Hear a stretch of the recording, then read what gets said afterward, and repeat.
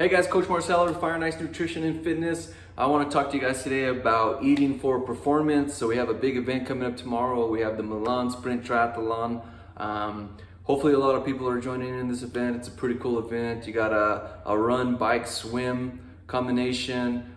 Some people are doing team, some people are doing solo. So we're going to talk about both and how you should be fueling yourself to perform to the best of your ability.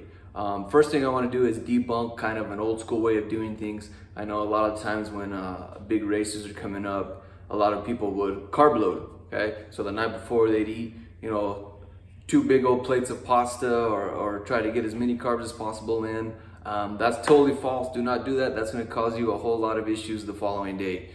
First of all, when you eat that much, the body can only absorb so much, so it stores the rest as fat. You get that blood sugar spike. The body is inflamed, you're not going to sleep very well, so the following day you're actually not going to feel that great, and you're going to have high inflammation, so chance of injury goes up and aches and pains are going to be there throughout the race, okay? So don't do that. So instead, night before, have a good dinner. If you're already eating clean, you really don't need to change anything, okay? So veggies, lots of veggies. Veggies is going to keep the inflammation down. That way, the following day, those aches and pains aren't there, and you feel a lot better, okay? So as many veggies as you want.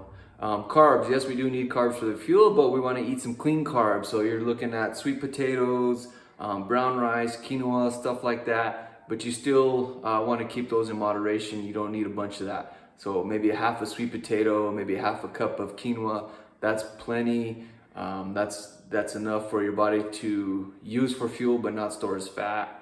And then of course our protein for our muscles, your meats, eggs, beans, all those are good for your protein, so get those in. Now we're going to talk about the following morning, okay? So we want to fuel up. We've been sleeping for 8-9 hours. Hopefully we got some good sleep. All the sugar stores have been depleted because we haven't eaten in 8 hours, so we need to replenish those glycogen stores, which is what we're using for fuel.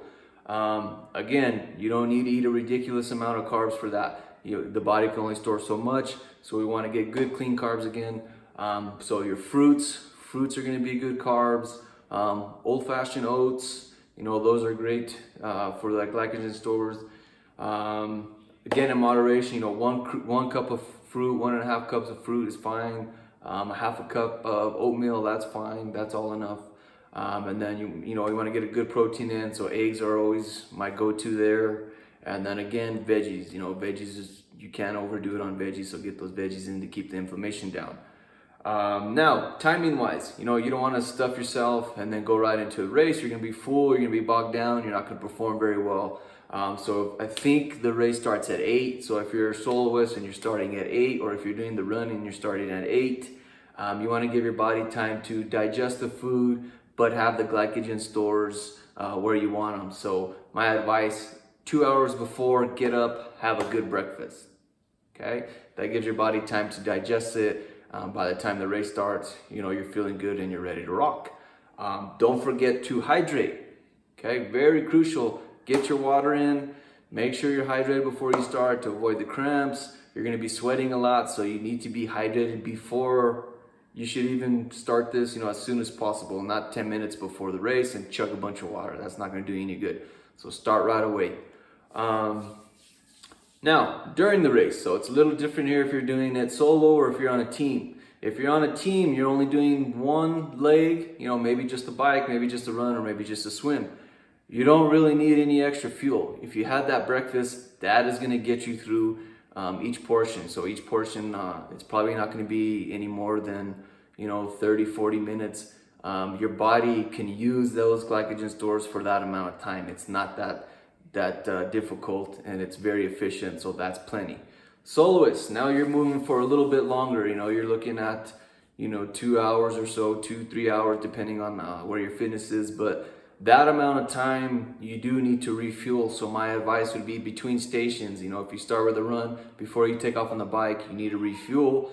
When you finish the bike, before you take off on the swim, you need to refuel. So at this point is where we need some quick sugar. Okay, this is the only time we need quick sugar. So your Gatorade, a lot of people drink Gatorade throughout the day when they're not racing. Don't do that. You don't need that much sugar. When you're racing, it's different. You need the electrolytes, you need the sugar. So Gatorade's always a good option. Handful of gummy bears is a good option. Fruit, you're gonna have that sugar as well in fruit. So eat an orange between stations. All those are great. There are those goop pouches. Now those are, some people do well with those. Some people it causes digestion issues or even cramps.